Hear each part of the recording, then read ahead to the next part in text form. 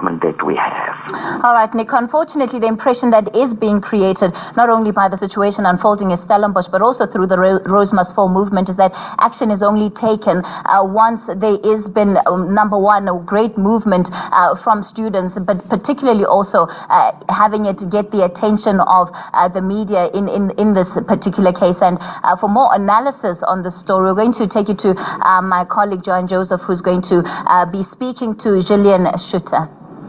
Well, thanks very much for that, Kathy. Gillian Schutte is, of course, Director at Media Justice, and she's with us for a bit more analysis on this subject. Welcome to you, Gillian. Do you get the sense that language has been used as a tool to perpetuate racism at Stellenbosch University and other universities in that situation? Yeah, certainly from the video, it's clear that it's used as one of the institutional aggressions towards young black students. But I think, it's a case of just white hegemony, which is so entrenched in our overall society, South African society.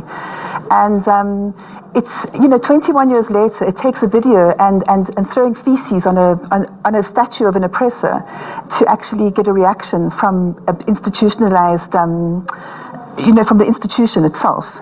And it's unacceptable, really. I mean, 21 years later, and people are paying lip service to having started a process in 2000. So what's happened in 15 years? Well, let's look at these initiatives. We've got the Open Stellenbosch Transformation Initiative. I understand Transformation Office exists. A plaque of Hendrik Verwoerd has been removed. Funds been set up for children of families forcibly removed. A lecturer who sent a racist SMS was fired. Are these superficial initiatives, or do you see these as initiatives drilling down to the ground, to the bottom of the pyramid, where the students now exist and are interacting on those campuses on a daily basis? They're pretty cosmetic. I mean, it's good that those moves have been made. There's no doubt about that.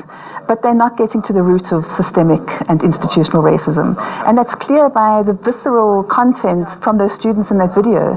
Very, very moving, incredibly tragic. If you're not touched deeply by that video, then you're really not understanding what the issue is. And the issue is the dehumanization of people in their own country, people that belong to the country, black people, basically. And so I think there's a long way to go in terms of everybody needs to come to the table. Sorry, I'm skipping around a bit, but the government needs to come to the table. This is a crisis situation. This is not simply a conversation around race. This is a situation where children of color and black children in this country are being deeply affected by white hegemony and the violence of white hegemony and the constant pushing of an inferiorized version of blackness via mainstream media.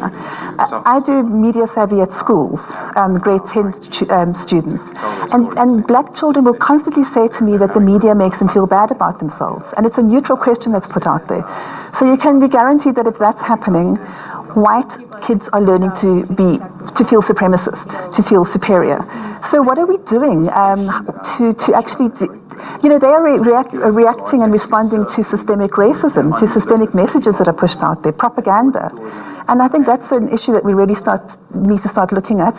Government needs to come to the table. It needs to take racism seriously. It needs to be criminalized when it really is a brutal attack on people.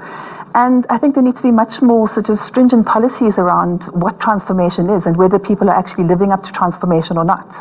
One understands that institutional racism or institutionalized racism is something easier to pinpoint perhaps than racism among the student body themselves. If those individuals are guilty of racism and they're not coming face to face with these issues in the classroom as many humanities students are forced to do, what do you do to educate that entire university population and make sure that every student in that body is touched by the message of non-racism? Well, I think this video is a great, first move towards that. But I've always called for a 2-week induction course around issues of decolonization, racism, race sensitivity. I just think it's necessary in a country like ours that hasn't actually shifted much. And there's been no reason to shift, right from the Truth and Reconciliation Commission. There hasn't really been any reason for white people to come to the table.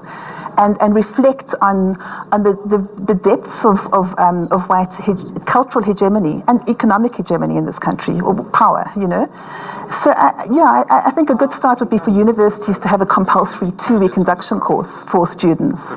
But maybe also a more stringent kind of monitoring of race and a more open forum for people to express and to report racist issues. Other than that, white people are indoctrinated into racism in this country.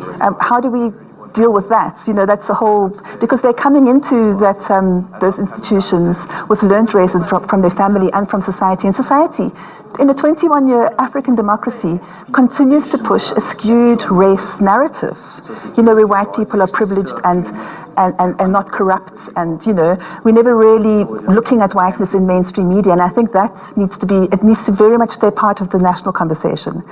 Racism needs to be part of the national conversation. It's not over. There is not a rainbow nation. That's a myth, Gillian Schutte, thank you so much. We will leave it on that note. That is a rather powerful statement to end with. Gillian Schutte, Director of Media Justice, wrapping up that segment for us surrounding the racism row at Stellenbosch University. Now stay with us, because in the next half hour we're taking you live